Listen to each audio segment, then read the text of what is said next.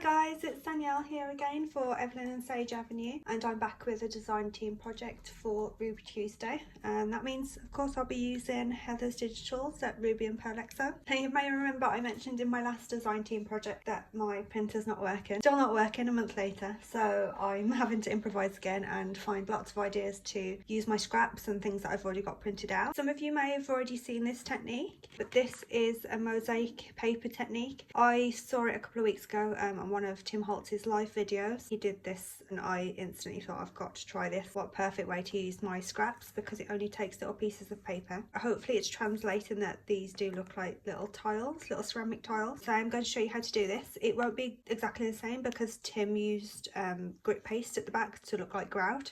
I obviously haven't done that because I just wanted the effect of the antique book I've got here. I didn't want to cover that up. So this is a work in progress. It is a journal that's again in the making, but I'm just going to show you how to create this effect, and you can more or less apply it to anything. You can apply it to boxes, little card trays, anything like that, or you could do a journal cover like me. So you just isolate the cover. This is a book cover cut in half. This is the other side. This is sort of the process I'm going to show you. This was one book cover. I just cut it down. This will be the back, or it'll be two journals. Haven't made my mind up yet. How I created this, I pieced them together as I was creating it. I didn't pre-plan any of the pieces. I sat down with all of the scraps that I wanted to use, and then I just cut shapes out and slowly pieced it together. And I say slowly because it did take me a very long time. You'd be surprised how long this actually takes. Cut shapes and kind of work a puzzle. I did it that way. If you've got time on your hands and you don't mind sitting down and kind of just methodically placing them down and seeing what works, that's fine. But I thought of an easier way for you guys to do it, and just to speed the whole thing up. So you'd start with your base. So cut your journal cover to size, or if you're working on a box, map your box sides out, which way you want to do it, whether you just want to do the lid, the side, but let's just kind of work with a rectangle at the moment. You can map out your mosaic prior. You've got your base, and then you cut a piece of paper the exact same size as your base. This isn't the same size, it's just an example, but let's say this is the size of my journal cover. Take a pen and just start drawing and fill it in as it goes, and it's much easier doing it that way than it is cutting it out and then trying to make the pieces work, where you can literally just draw random shape. Then label your pieces. I've just gone 1, 2, 3, 4, and if you were to number the whole sheet, you just work your way down. Then what I do, photocopy this, keep this as it is. Then from your photocopied piece, cut each individual piece out with this as your guide. So I've cut number 1 out, that you can see fit straight in there. What I'd use this for is as a template for my actual digital image. Place it where I want it to go, hold it there, and then just cut around it. I suppose you could draw around it if you wanted to. Same thing really if you didn't want to keep your puzzle piece in place. That has been cut out now.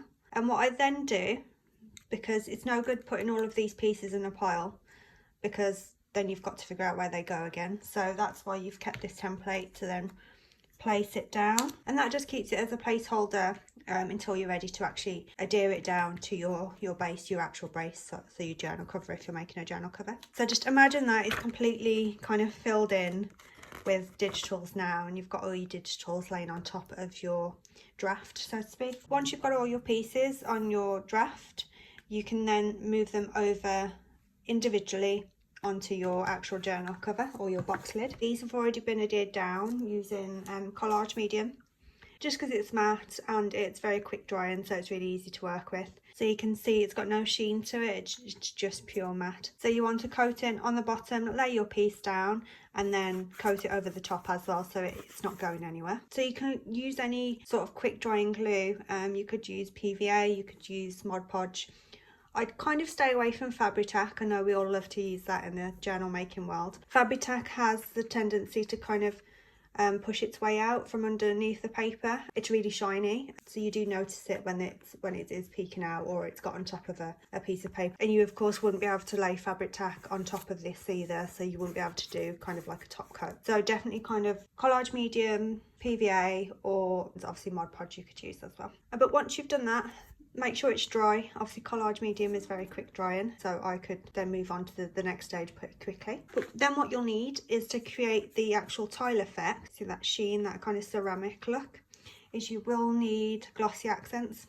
This is my first time using this, and I found it really easy, really simple. Kind of how Tim explained it was pretty straightforward. You can get it in larger bottles than this, but for this project, so this was brand new, and I only use, you can kind of see it does actually kind of, when it's upright, I've used about that much.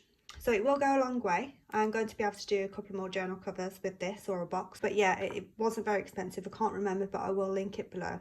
But if you wanted a larger one, I'm not sure how much they are, but you really don't need a lot. Before you apply it, make sure that it's down at the nib, because you will create air bubbles. And once you're squeezing it out, you don't want the air bubbles to go onto your piece of paper because they're very hard to remove. I did have a pin to hand to try and pop them, and sometimes it worked and sometimes it didn't. So what I suggest you do is, before using it, is just make sure again it's all at the tip, and then push it out onto some scrap paper just to get that initial air bubble out. And that's sort of what it looks like, the consistency. Now it is a little yellow, but it will dry a lot clearer when it's dry. So I'm going to start up here. Now I won't be able to do this as I should, because it really needs to be laid as flat as possible. So try not to pick it up. I'd suggest having it on a surface, a flat surface, and then work with it. But I'm going to hold it up just for the sake of showing you guys. So what you do is you create a perimeter first.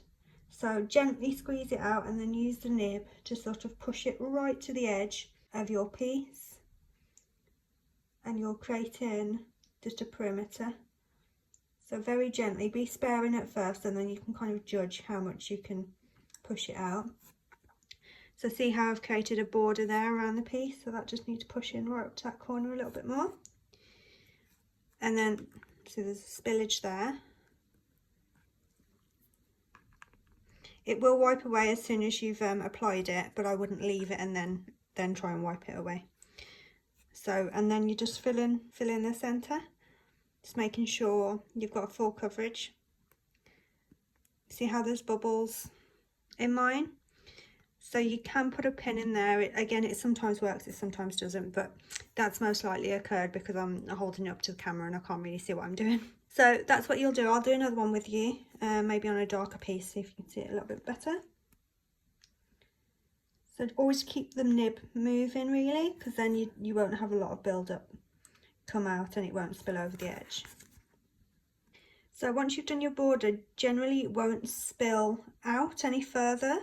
So once you're doing your middle, it's not going to push the liquid out. But what will happen if it's not flat while it's drying, if you've got it tilted, it then will kind of slip off. So that's where I say keep it quite flat as you can.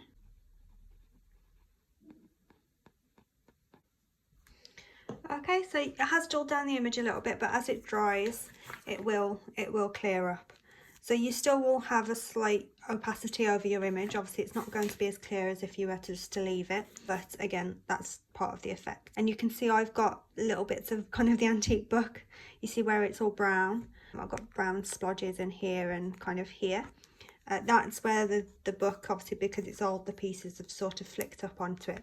But I think that's just added to the fact that it just looks like an aged tile, so I really didn't mind. That was sort of a happy accident. But if you don't want that and you want a really clean look, obviously be mindful of any bits you've got on your surface whilst you're applying your glossy accents. Now I'd say this dries in with about a couple of hours, but I left this overnight.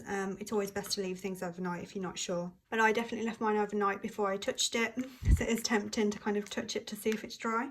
But I wouldn't suggest doing that. Just leave it for 24 hours and then you know it's going to be set. I will go away and try and get rid of these bubbles before it dries. I was really excited to try this technique. I'll definitely use it again. And you really don't need much. Again, I use these with all my scraps. I'm not a big scrap user. I tend to just reprint things, which is not great, but it's just I find it hard to work with scraps. But this is a really easy way to get rid of your scraps, and I thought it's quite nice, even if you've got little corners of papers left but it's got a little flower on or something, you can always cut it out and fit it into your mosaic somewhere, like I have with this one up here. I've got a very small flower up there. Right guys, so if you've got any questions, pop them below. I'll link Tim Holtz's original video as well. I've just done mine without the grout, but I'll link that below just in case you want to see how to do the grout effect. All it is really is texture paste as your initial layer. And then you apply your mosaic tiles, and then you do your collage medium on top, and then a layer of the glossy accents over your tiles. So you just, one extra step, you're just laying the grout down, which is texture paste in our instance, but I guess you could use a wall filler or anything like that. Heather, as you know, has got loads of gorgeous floral images, so they work really lovely for this.